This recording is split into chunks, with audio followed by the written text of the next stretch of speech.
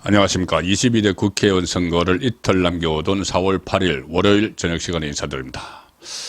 자, 아무래도 지금 선거 판세 많이들 궁금해 하실 텐데, 일단 지금까지 여기저기서 들어온 어떤 정보 사항들, 또 제가 좀 취재를 한 이야기들, 또 보도된 이야기들, 이것들을 종합해서 말씀을 드리겠습니다. 지금 여론조사 공표 금지 기간이죠. 깜깜이 기간인데, 그래도 각 당, 특히 국민의힘에서는 여의도 연구원이 아주 심층 민심 조사를 하고 있습니다. 여론조사를 통해서 각 지역별로, 특히 접전 지역, 수도권, 그리고 낙동강 벨트, 한강 벨트, 낙동강 벨트, 또 캐스팅 보트를 지고는 충청권, 그리고 새로운 격전지로 떠오른 이 경기도 남부지방의 반도체 벨트, 이 각 권역별로 조사를 아주 세밀히 하고 있는데, 전체적으로 들리는 말은 격전지가 늘어났다. 그러니까는 13지역으로 분류했던 곳이 격전지로 이렇게 바뀌는, 수도권에서 그런 지역이 조금 늘어나고 있고, 또 이 격전지 중에서도 이 골든 크로스가 일어나고 있다. 격전지 안에서 이 3, 4% 정도로 치열하게 맞붙은 것이 수도권을 중심으로 몇 군데 있는데, 서울 같은 경우 한 15곳 정도, 전체적으로 한 55곳, 이렇게 이야기를 했죠. 근데 그 55곳이 지금 60곳 이상으로 좀 늘어났다는 것이고, 그러니까 13지역이 격전지로 많이 포함이 됐습니다. 그리고 그 중에서, 격전지 중에서, 골든 크로스가 일어난 곳, 오차범위 안에서 좀 뒤지고 있던 3, 4%, 5, 6% 뒤지고 있던 곳이 아주 차이가 1, 2%로 근접해졌거나, 아니면은 아예 1, 2% 앞서는 그런 지역도 지금 속출하고 있다. 그런 말이 계속 나오고 있습니다. 특히 이 국민의힘 핵심 지도부를 비롯해서 이 선거 상황을 계속 점검을 하고 있는 당직자들이 있죠.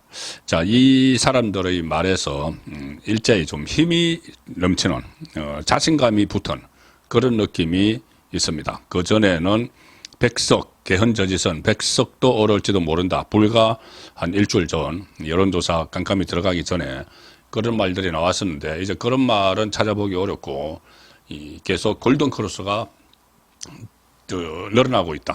그리고 격전지도 불고 있다. 기존에 좀 불안했던 기존의 이 지역들, 기존의 강세 지역, 서울의 송파, 또 강남, 또 이런 지역에서도, 또 서초도 마찬가지고, 이런 지역에서도 서초, 강남, 송파에서도 일부 지역은 위험하다, 이런 말이 나왔는데, 그것은 지금 안정으로 돌아섰다. 그리고 낙동강 벨트, 부산, 경남도 상당 부분 흔들린다고 했는데 꼭 그렇지 않다.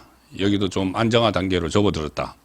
또 캐스팅 모터인 충청권에서 대전 같은 경우에 지난번에 0대 8로 졌죠. 0대 8로 졌는데 거기에서 좀 더 한 서너 석 정도는 의석을 좀 확보할 수도 있을 것 같아. 자, 이런 아주 구체적인 말까지 전해져 오고 있습니다. 그래서 국민의힘은 내부적으로 이 서울 지역구 한 10곳 정도가, 10곳 남짓이 이미 골든크로스 지지율 역전 추세가 되고 있다.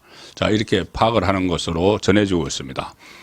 송파, 용산, 동작, 여기서 지지층이 좀 결집을 하는 그런 모습이고, 지난주까지 전국이 이제 554개 선거구 중에서 3, 4%포인트 차로 이기거나 지는 접전지 55개, 이렇게 저도 설명을 들었죠. 그 55개가 수도권이 26개, 충청 13개, 부산, 울산, 경남 13개, 강원 3개, 이렇게 밝혀왔는데, 그래서 제가 그것을 근거로 140석 플러스 알파를 말씀을 드렸습니다.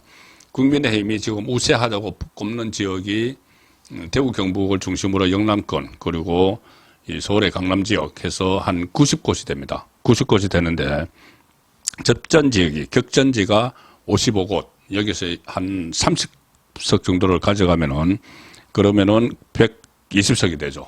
여기다가 비례대표 20석을 합치면은 한 140석 플러스 알파가 확보가 가능하다. 이렇게 계속 말씀을 드렸는데 그 접전 지역이 늘어나고 있다는 겁니다. 55곳에서 더 늘어나고 있다. 그 전에 13였던 지역이 접전지로 포함이 되면서 윤희석 선대위 대변인도 이런 이야기를 했습니다. 경합지가 55곳에서 한 60곳 정도로 늘어난 것으로 파악을 하고 있다. 이렇게 이야기를 하죠.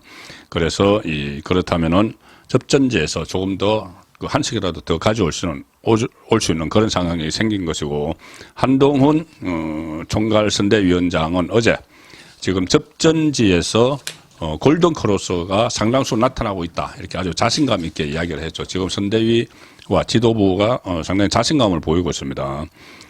골든크로스는 뭐 열세였던 접전지에서 국민의힘 후보 지지율이 상승해서 민주당 후보를 추월했다는 것인데, 한동훈 위원장은 전국 55곳을 박빙 지역으로 꼽았는데 그 중에서 그 박빙 지역도 늘어나고 있고 박빙 지역 안에서 골든크로스도 계속 속출하고 있다는 이야기입니다. 저희 분석에 따르면 한동훈 비대위원장 접전 지역에서 골든크로스가 상당수 일어나고 있다.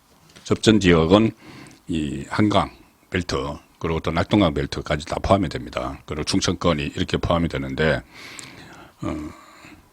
그래서 서울 지역 같은 경우에 15곳을 지금 경합지로 보고 있습니다. 그런데 이번 주 들어서 한강 벨트 주변 한 그 10곳 남짓에서 이 5 내지 6% 포인트로 박빙 열세이던 것이 지금 1, 2% 포인트로 좁혀지거나 아니면은 오히려 1, 2% 포인트를 넘어서는 골든크로스 추세다. 이렇게 지금 국민의힘은 판단하고 있습니다.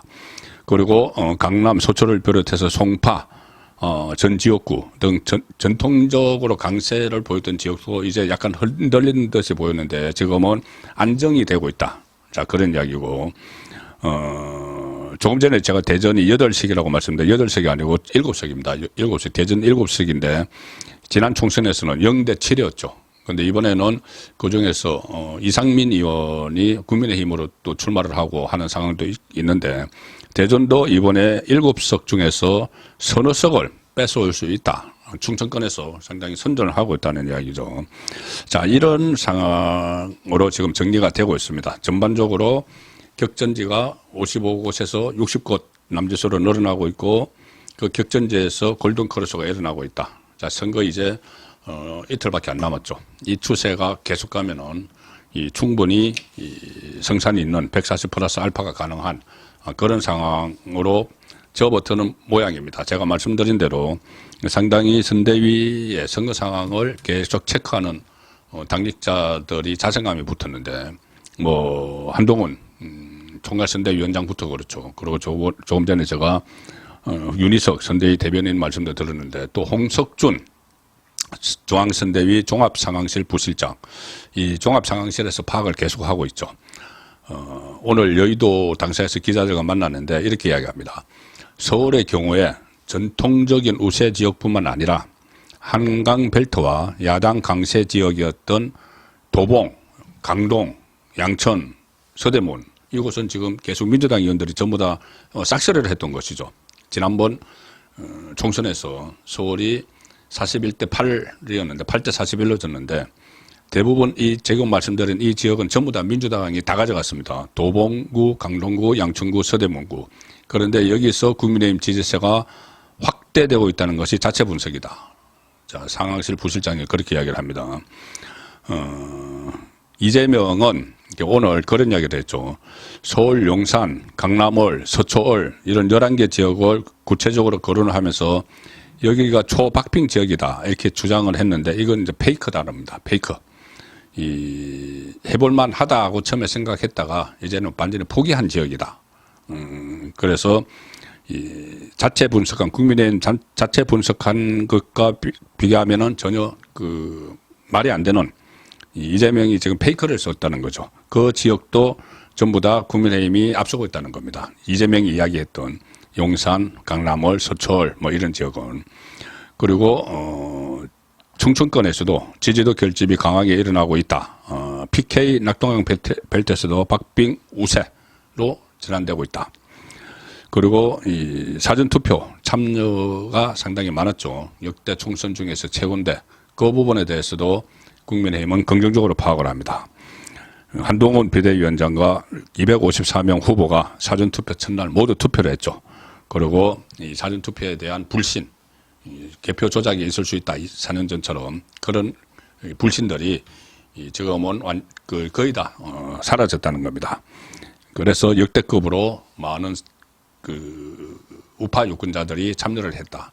2030이 주로 사전투표를 많이 하죠. 근데 2030도 지금 이 조국에 대해서는 완전히 등을 돌고 조국의 20대 지지율이 0%라는 그 갤럽조사도 있었습니다. 그리고 또 민주당에 대해서도 양문석, 공용훈, 그 부동산 투기 문제, 그것 때문에 2030이 상당히 민주당에 등을 돌리고 있다. 그 상황에서 사전투표를 높은 것이 이것도 긍정적인 시그널이 될 수 있다는 이야기입니다. 자, 그리고 홍석준 종합상실 부실장은 이렇게 이야기합니다.